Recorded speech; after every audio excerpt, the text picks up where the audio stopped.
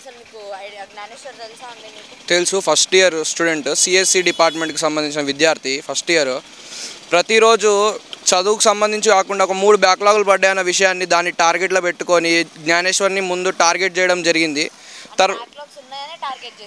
అంటే ప్రతి 3 విషయాలతో తనని టార్గెట్ చేయడం జరిగింది. ఒకటేమో చెప్పులు వేసుకున్నాడని, ఇంకొకటి 3 బ్యాక్లాగ్స్ ఉందని, ఇంకొకటి హెయిర్ స్టైల్ అని. హెయిర్ స్టైల్ విషయంలో కూడా వాళ్ళ పేరెంట్స్తో మాట్లాడిండు. ఇంకొకసారి మా కొడుకుది రిపీట్ కాదని చెప్పినాక కూడా నెక్స్ట్ డే డీన్తో మాట్లాడి ఓకే అయినాక నెక్స్ట్ డే మళ్ళీ పీడీ ఎవరైతే ఫిజికల్ డైరెక్టర్ ఉన్నాడో అతను కూడా ఏంటి ఏంది నీ హెయిర్ కట్ ఏంది, ఇదేంది ఎక్స్ప్లెయిన్ చేయగలిగిండు. తనకేదో మొక్కుంది సార్ ఇలా అని తను ఎక్స్ప్లెయిన్ చేయగలిగిండు. డీన్ కూడా యాక్సెప్ట్ చేయడం జరిగింది. నెక్స్ట్ డే మళ్ళీ ఫిజికల్ డైరెక్టర్ కూడా సేమ్ పాయింట్ని రేజ్ చేసి తనని టార్గెట్ చేయడం. అది కాకుండా ఇంకోటి దొరికిండే ఛాన్స్, ఒక స్టూడెంట్ని టార్గెట్ ఎలానైతే ఇది మెంటల్గా స్ట్రెస్ చేయాలో అలా మొత్తంగా స్ట్రెస్ చేసిర్రు జ్ఞానేశ్వర్ అనే ఫస్ట్ ఇయర్ సిఎస్సి వ్యక్తిని. అంతేకాకుండా తన కాలికి ఒక దెబ్బ తాకింది, షూస్ వెయ్యలేని పరిస్థితులు ఉంది, నేను క్రాక్స్ వేసుకున్నాను అని చెప్పినా కూడా అట్లెట్లుంటుంది, నువ్వు క్రాక్స్ ఎట్లా వేసుకొస్తావు, అవి చెప్పులు కాలేజ్కి నాట్ అలౌడ్. తనకు ఒక కాలికి దెబ్బ తాకిందని చెప్పినాక కూడా ఆ రీజన్ని కన్సిడర్ చేయకుండా నువ్వు చెప్పులు ఎట్లా వేసుకొస్తావు అందరి ముందు క్యాంపస్లో ఒక ఫస్ట్ ఇయర్ స్టూడెంట్ని ఇంటర్ నుంచి ఇప్పుడే ఒక మేజర్ 18 years ఇప్పుడే క్రాస్ అవుతాడు. ఒక మేజర్ ఇప్పుడే వాళ్ళకి మెచ్యూరిటీ అనేది రావడం జరుగుతుంది. ఒక బీటెక్ క్యాంపస్కి వచ్చినాక ఒక ఇంటర్ అనే ఎన్విరాన్మెంట్ నుంచి బీటెక్ ఎన్విరాన్మెంట్కి వచ్చి స్టూడెంట్ అనేది స్టార్ట్ అవుతుంది. స్టూడెంట్ లైఫ్ అనేది ఇప్పుడు ఫ్రెష్గా స్టార్ట్ అవుతుంది. అసోంటిది ఇదే ఫస్ట్ ఇయర్ లోపు ఫస్ట్ సెమ్ అయిపోయింది. ఇంత మంచి ఉన్నప్పుడు ఏంది అంత 10-20 మంది మొత్తం ఫస్ట్ ఇయర్స్ ముందట నిల్చోబెట్టి 10 మంది ముందట అవమానించడం అనేది దాన్ని మెంటల్గా స్ట్రెస్ గురి చేయడం. అంతేకాకుండా 1 week నుంచి ఐడి కార్డ్ తీసుకొని తిప్పుకోవడం. ఇది అంతేకాకుండా ఈ అనురాగ్ యూనివర్సిటీ అనేది మనకు తెలిసిందే, పల్లా రాజేశ్వర్ రెడ్డికి సంబంధించిన యూనివర్సిటీ. అంతేకాకుండా అర్హతకు మించి ఓన్లీ సిఎస్సి డిపార్ట్మెంట్కి సంబంధించే 22 సెక్షన్లు ఉండడం అంటే అసలు ఈ కెపాసిటీకి అంత ఉందా, అసలు ఒక యూనివర్సిటీకి అంత పర్మిషన్ ఇవ్వచ్చా అంటే ఇతను గవర్నమెంట్లో ఉండడం కానివ్వండి ఏమన్నా చేసి విచ్చలవిడిగా చేసిర్రు. బీఆర్ఎస్ పార్టీ అనేది 9 సంవత్సరాల అధికారంలో ఎన్నో నిర్వీర్యాలు, కబ్జాలు, కుతంత్రాలు చేసింది. అందులో విద్యాశాఖ నిర్వీర్యం చేయడం, ప్రభుత్వం లేచి ఈ యూనివర్సిటీ మనం అర్థం చేసుకోవచ్చు. ఓన్లీ సిఎస్సి డిపార్ట్మెంట్కే 22 స్టూడెంట్స్ అంటే ఎట్లా డ్రాగ్ చేస్తుర్రో, ఎంత సంపాదిస్తుర్రో. విద్యాశాఖకి ఎన్నో ఇబ్బందులు జరిగినాయి. దీని గురించి అసలు ఏమైనా కంప్లైంట్ ఇవ్వడం కానీ లేకపోతే ఇలా ఉంది సిచ్యువేషన్స్ ఇక్కడ స్టూడెంట్ అని ఎప్పుడైనా కంప్లైంట్ చేయడం జరిగిందా? ఎన్నోసార్లు కంప్లైంట్ చేయడం జరిగింది.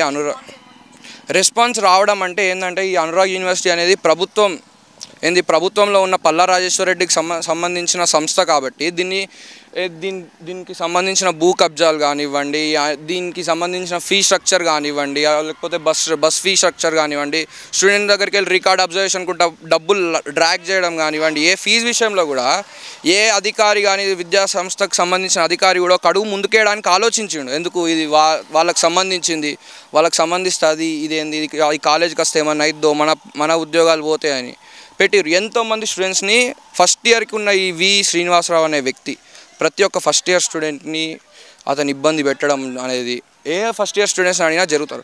ఈరోజు మేము ఒక 10 మంది వచ్చి స్ట్రైక్ స్టార్ట్ చేసేటప్పటికి ఓన్లీ 10 మందిమే ఈరోజు ఇంత పెద్ద ధర్నా చేయగలిగినామంటే అది కాదు, మొత్తం స్టూడెంట్ సపోర్ట్ అనేది ఉంది.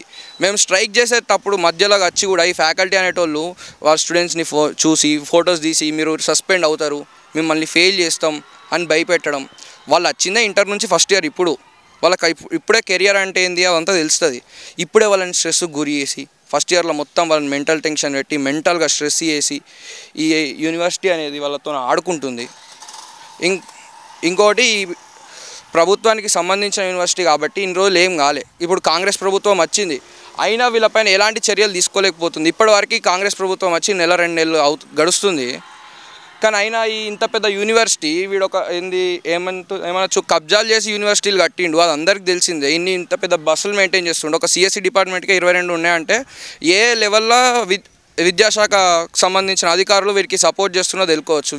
ఈ యూనివర్సిటీ కానీ సిఎంఆర్ యూనివర్సిటీ అర్హతకు మించి ఈ స్టూడెంట్స్ని అడ్మిషన్స్ తీసుకోవడం, క్లాసెస్ పెట్టడం మనం అర్థం చేసుకోవచ్చు. కేవలం సిఎస్సికి సంబంధించి 22 అంటే ఎంతమంది స్టూడెంట్స్ ఉంటారు, ఒక్కొక్క క్లాస్లో 40 members యావరేజ్ తీసుకున్న ఎంతమంది ఉంటారో మనం అర్థం చేసుకోవచ్చు.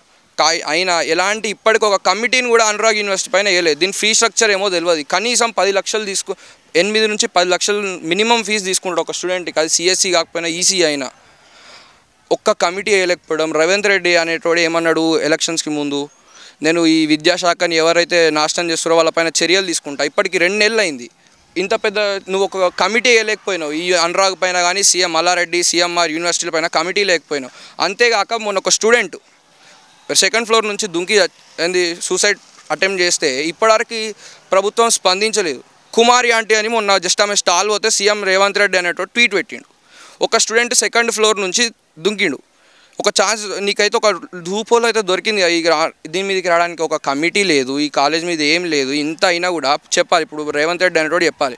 అన్నారు కదా మొన్న వాళ్ళ దగ్గరికి వెళ్ళి టీఆర్ఎస్ ఎమ్మెల్యేలను కూడా బీఆర్ఎస్ ఎమ్మెల్యేలను కూడా మేము తీసుకోగలుగుతామని మొన్న ఒక చిన్న స్టేట్మెంట్ ఇవ్వడం అనేది జరిగింది. అంటే పల్లా రాజేశ్వర్ రెడ్డి కూడా కాంగ్రెస్కి వస్తుండా, అందుకే సైలెంట్గా ఉన్నాడు. ఒక స్టూడెంట్ పైకి వెళ్ళి దుంకి తన రిబ్కేజ్ అనేది డ్యామేజ్ అవ్వడం జరిగింది. తన స్థితిగతి లేదో బయటికి రానివ్వటం లేదు. వేరే న్యూస్ ఛానల్స్లో కూడా మేనేజ్మెంట్కి అనుకూలంగా న్యూస్ ఇవ్వడం జరిగింది కొన్ని ఛానల్స్లో. అయినా కూడా ఇప్పటివరకు ఎలాంటి యాక్షన్ లేదు. ఎఫ్ఐఆర్ అయిందా అంటే నామకే వాస్తే ఏదో అయిందంటే అయింది, మమ్మల్ని ఆపడానికి కానీ ఏదో చూస్తున్నారు. కాకపోతే కానీ కరెక్ట్ యాక్షన్ తీసుకుంటలే ఈ యూనివర్సిటీ పైన ఇప్పటిదాకా. మా డిమాండ్ ఒకటే, ఎవరైతే వి శ్రీనివాసరావు ఉన్నాడో ఈ వీసీగా అతన్ని సస్పెండ్ చేయాలి. అట్లనే ఫిజికల్ డైరెక్టర్ ఎవరైతే ఉన్నారో వేయాలి. గవర్నమెంట్ ఈ యూనివర్సిటీ పైన కమిటీ వేయాలి, ఏదైతే భూములు కబ్జా పెట్టిందో. అంతేకాకుండా వీళ్ళ స్థాయికి మించి అడ్మిషన్స్ తీసుకుంటుర్రా, అసలు వీళ్ళకి ఇంత కెపాసిటీ ఉందా, ఇన్ని అడ్మిషన్స్కి ఇన్ని స్టూడెంట్స్ని బేర్ చేయగలుగుతారా, అన్నిటి ఒక కమిటీ వేసి అనురాగ్ యూనివర్సిటీ పైన ఒక కమిటీ అనేది వేయాలి. దీనిపైన యాక్షన్ అనేది తీసుకోవాలి.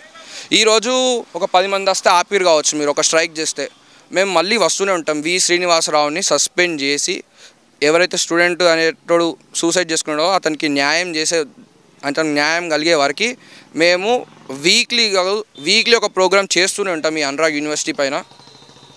Thank you. సో చూస్తే అర్థమైపోయింది కదా ఇక్కడ సిచ్యువేషన్ ఎలా ఉందో. సో ఎవరైతే ఆ స్టూడెంట్ ఆత్మహత్య చేసుకున్నారో అతని సిచ్యువేషన్ ఏంటిది, ఇప్పుడు ఎలా ఉంది మొత్తం చూసి తర్వాత అతను సూసైడ్ చేసుకున్నాడు కాబట్టి దీని మీద అంటూ ఒక కమిటీ వేసి అసలు ఎలా ఉంది ఏంటిది, ఎడ్యుకేషన్ డిపార్ట్మెంట్ ఎలా ఉంది. అండ్ 1 మోర్ థింగ్ ఏంటిది అని అంటే ఇక్కడ ఎవరైతే డీన్ ఉన్నారో డీన్ మీద కానీ అండ్ ఆ పీడీ ఎవరైతే ఉన్నారో ఆయన మీద యాక్షన్ తీసుకోవాలని చెప్పి ఇక్కడ వీళ్ళైతే ఈరోజు స్ట్రైక్ చేయడం అయితే జరిగింది. అంతేకాకుండా ఆల్మోస్ట్ ఆల్ చూసుకున్నా కూడా ఎవరైతే ఉన్నారో ఆ బీఆర్ఎస్ ఎమ్మెల్యే కానివ్వండి, పోనీ లాస్ట్ అయితే ఆయన ఎమ్మెల్సీ, ఇప్పుడు ఆయన బీఆర్ఎస్ ఎమ్మెల్యే. సో ఎవరైతే ఆయన ఉన్నాడో ఆయన మీద ఖచ్చితంగా యాక్షన్ తీసుకోవాలని చెప్పి మరి రేవంత్ రెడ్డిని అయితే వీళ్ళు క్వశ్చన్ చేయడం అనేది జరుగుతుంది. అండ్ నెక్స్ట్ చూడాలి అసలు ఎలా ఉండబోతుంది ఏంటిది అనేది.